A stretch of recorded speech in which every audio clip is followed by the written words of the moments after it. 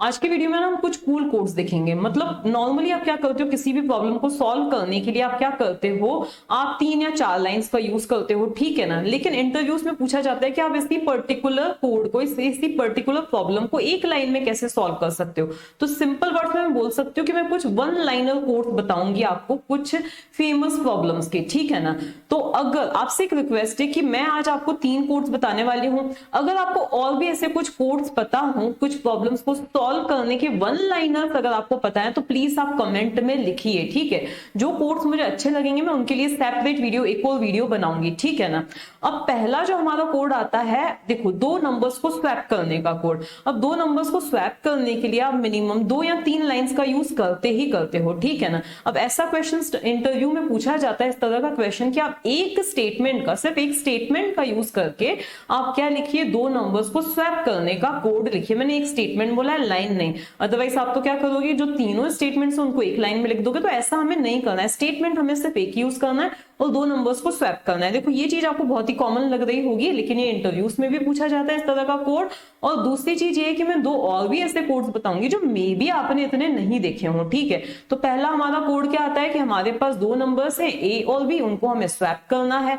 ए में मान लिया 10 है और बी में मान लेते हैं क्या है, 5 है, ठीक है। इन दोनों को स्वैप करने के बाद क्या हो जाना चाहिए, ए में 5 आ जाना चाहिए और बी में क्या आ जाना चाहिए, 10 आ जाना चाहिए। अब इसका वन लाइनर जो है ना वो बहुत ही सिंपल है।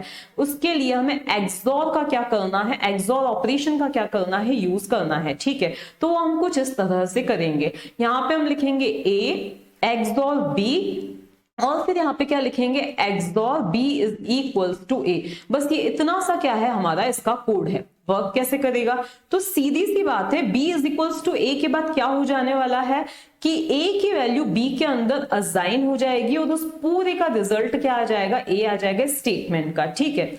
इसके बाद आप यहां पर देख ही सकते हो कि अगर हम a XOR b XOR a करेंगे तो इसका रिजल्ट क्या आने वाला है, b आएगा। इस पूरे एक्सप्रेशन का रिजल्ट आएगा b और फिर ये b की वैल्यू a में असाइन हो जाएगी। देखो इस स्टेटमेंट के बाद क्या हुई, b की वैल्यू a में असाइन हो गई और ये पूरा एग्जीक्यूट होने के बाद ये कुछ इस तरह से हो जाएगा। लेकिन मैं आपको पहले पूरा रन करके समझाती हूँ कि ये किस तरह से रन होगा। जैसे कि मैंने जो आपके इनपुट लिए थे वो कुछ ये लिए थे, ठीक है। सबसे पहले हुआ b इज इक्वल्स टू ए, ये तो आपको पता ही है कैसे होगा। तो b के अंदर क्या आ जाएगी, a की वैल्यू आ जाएगी।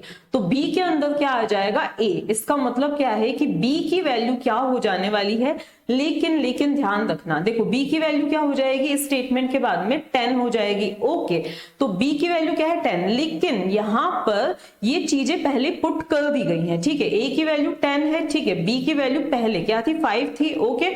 और उसके बाद b is equals to a, ठीक है। तो ये सारे पुट पहले कर दिए गए, उसके बाद ये चीज क्या हुई है, इवैल्यूएट हुई है, ओके।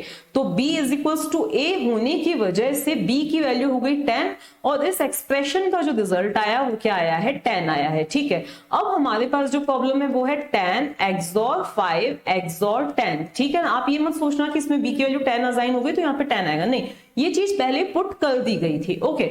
इसके बाद में 10 एक्सॉर 5 एक्सॉर 10। अब चलो हम इसको ना सॉल्व भी करके देखते ताकि आपको बिलीव हो जाए। 10 का मतलब क्या होता है, 1010 और 5 का मतलब क्या होता है, 0101 होता है। इनके बीच में एक्सॉर लगाने पर जो रिजल्ट आएगा वो क्या आएगा, यहाँ पे आएगा 1, यहाँ पे आएगा 1, यहाँ पे आएगा 1, यहाँ पे आएगा 1, ठीक है। इसके बाद में इसी का एक्सॉर किया जाएगा 10 के साथ में, इसका मतलब 1010 के साथ में इसका एक्सॉर करने पर रिजल्ट आने वाला है 1010। तो आप देख सकते हो इसका रिजल्ट क्या आया है, 0101 मतलब कि 5, तो इसका रिजल्ट आया 5, ओके। और यही 5 a के अंदर क्या हो जाएगा, स्टोर हो जाएगा। तो आप देख सकते हो स्वैपिंग हो चुकी है, ठीक है। दूसरा क्वेश्चन है, check if a number is power of 2, मतलब कोई सा जो पर्टिकुलर नंबर है वो 2 की पावर में है। मतलब कि अगर हम बात करें 2 की पावर में नंबर्स क्या होते हैं, 4 होता है जो कि होता है 2 रेज़ टू द पावर 2, ठीक है। इसी तरह से दूसरा नंबर होता है 8 जो कि होता है 2 रेज़ टू द पावर 3। इसी तरह से क्या होता है, हम सीधे से 15 पे आ जाते हैं, ठीक है, थोड़े से बड़े नंबर पे। तो 16 पे आ जाते हैं, तो 2 रेज़ टू द पावर 4 कितना होता है, 16 होता है, ठीक है।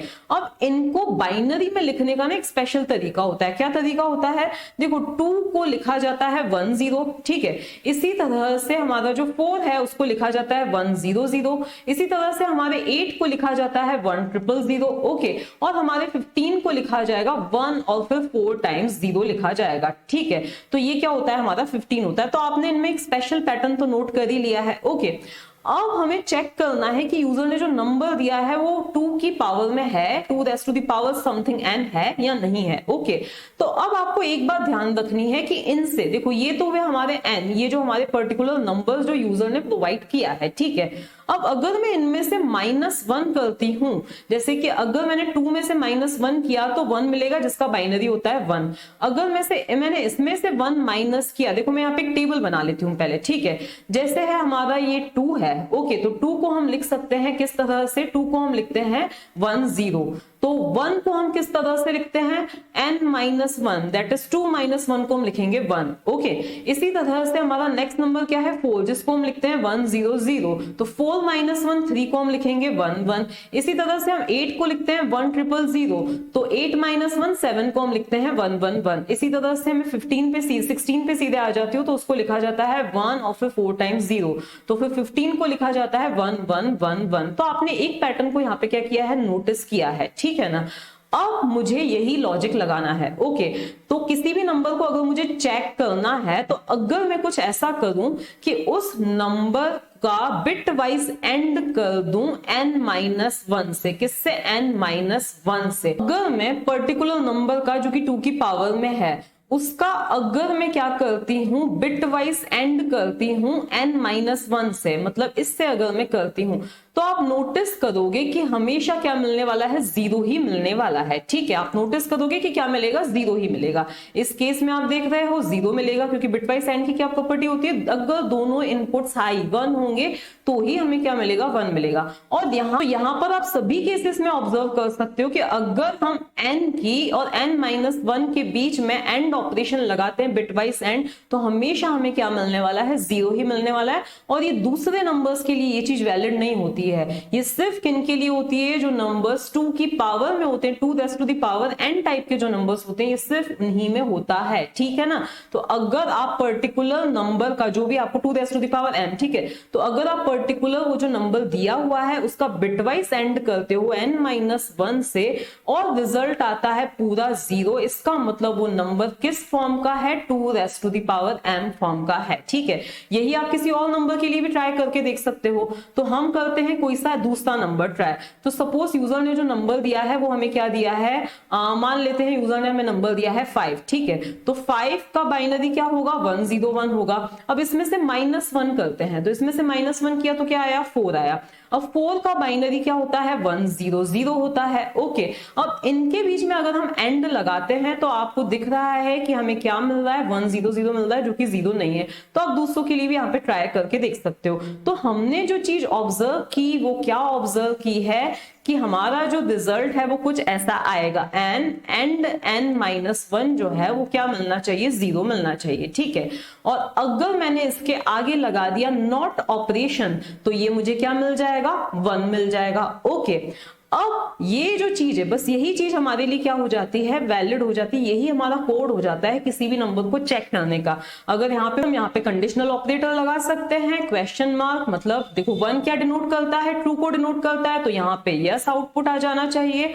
और अगर इसका रिजल्ट 0 आता है, मतलब वो फॉल्स को डिनोट कर रहा है, तो उस केस में क्या आ जाना चाहिए, नो आ जाना चाहिए, ठीक है। इसी को थोड़ा सा आप एक्सटेंड भी कर सकते हो कि वो नंबर पॉजिटिव है क्या। तो ये चेक करने के लिए आप आगे क्या लिख सकते हो कि वो जो नंबर है 0 से बड़ा है और साथ ही ये वाली कंडीशन भी ट्रू हो रही है, तो यस रिटर्न करे, अदरवाइज ये क्या रिटर्न करे, नो रिटर्न करे। तो ये हमारा 1 लाइनर कोड किसके लिए हो गया, चेक करने के लिए कि कोई भी जो नंबर है वो इस फॉर्म में है या नहीं है, ओके। अब थर्ड जो कोड है ना वो थोड़ा सा और भी ज्यादा इंटरेस्टिंग है।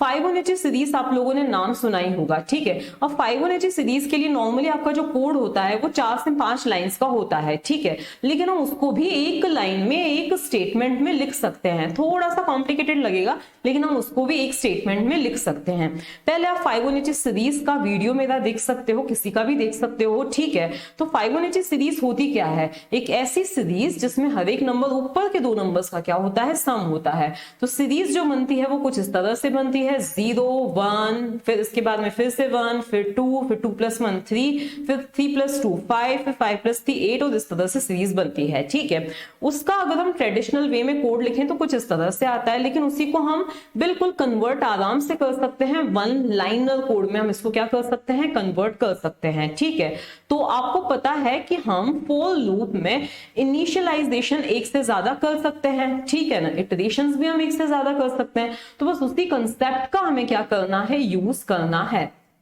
आपको कुछ इस तरह का कोड लिखना पड़ेगा, ठीक है ना। सबसे पहले आई की वैल्यू 0 में 1-2 बार इसको रन करके बता सकते हो, अदरवाइज आप खुद भी इसको कर सकते हो, ठीक है ना।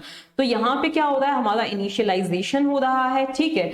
यहाँ तक हमारा इनिशियलाइजेशन हो रहा है, यहाँ पे कंडीशन चेकिंग हो रही है और यहाँ पे इटरेशन हो रहा है, और यहाँ पे जो स्टेटमेंट एग्जीक्यूट होना है वो हो रहा है, ठीक है। सबसे पहले हुई हमारी आई की वैल्यू 0, ए की वैल्यू हुई 0 और बी की वैल्यू क्या हो गई, 1 हो गई। और यहाँ पे एक नेक्स्ट करके क्या है, हमारा वेरिएबल है, ठीक है ना। यहाँ पर हम आए, कंडीशन चेक हुई 0 इज लेस देन n, तो सपोज मुझे 5 ही टर्म्स जनरेट करनी है, तो n की वैल्यू मैं अज्यूम कर रही हूँ 5 है, 0 is less than 5, condition true.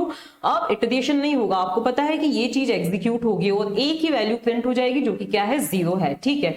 इसके बाद में हम क्या करेंगे, हाँ आगे हम बढ़ेंगे तो नेक्स्ट इज इक्वल्स टू क्या हो जाएगा, a प्लस बी। तो नेक्स्ट की वैल्यू क्या हो जाएगी, a plus b, that is 0 + 1 मतलब कि 1 हो जाएगी, मतलब next term to be printed, okay.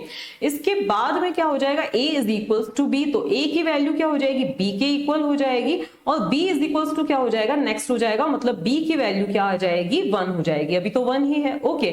इसके बाद फिर हमारी क्या होती है, कंडीशन चेकिंग होती है। देखो initialization is done only once, तो ये काम हमारा सिर्फ एक ही बार हुआ है। कंडीशन चेक हुई, आई की वैल्यू भी क्या है, सॉरी इटरेशन हुआ, इसके बाद क्या होगा, हमारा इटरेशन होगा। तो इटरेशन हुआ, आई की वैल्यू क्या हुई, हमारी इंक्रीमेंट हुई, आई की वैल्यू इंक्रीमेंट होने के बाद हो गई 1, अभी भी कंडीशन ट्रू है। तो अब हम कहां पे जाएंगे, फिर इसके बाद सीधा यहीं जाएंगे और a की वैल्यू क्या हो जाएगी, प्रिंट हो जाएगी, जो कि क्या है, 1 है, ओके।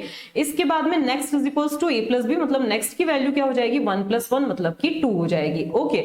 इसके बाद में a is equals to b, तो a की वैल्यू क्या हो जाएगी, b के इक्वल, जो कि 1 ही है, ओके। और b इज इक्वल्स टू क्या हो जाएगा, नेक्स्ट, तो b की वैल्यू क्या हो जाएगी, 2 हो जाएगी, ओके।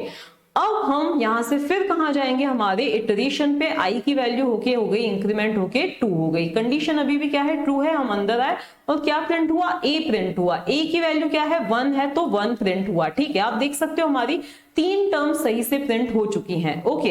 इसके बाद next is equals to a plus b, मतलब नेक्स्ट की वैल्यू क्या हो जाएगी, 1 + 2 मतलब कि 3 हो जाएगी, ओके। और a की वैल्यू b के इक्वल मतलब कि 2 हो गई, और b की वैल्यू नेक्स्ट के इक्वल मतलब कि क्या हो गई, 3 हो चुकी है। लेकिन प्रिंट इस टाइम क्या हो रहा है, 2 हो रहा है, ओके, मतलब सॉरी a हो रहा है। तो अब फिर से हम जाएंगे, i की वैल्यू इंक्रीमेंट होगी, कंडीशन चेक होगी, i की वैल्यू इंक्रीमेंट होने के बाद कंडीशन चेक होगी और a प्रिंट होगा, मतलब कि 2 प्रिंट होगा। तो इस तरह से आप देख सकते हो कि यहाँ पे एक ही स्टेटमेंट की हेल्प से हमने 5 और h सीरीज को क्या कर दिया है, प्रिंट कर दिया है। अब आपसे रिक्वेस्ट है कि इस तरह के 1 लाइनर्स और आपको कुछ कूल पता हो तो आप प्लीज कमेंट में लिखिए।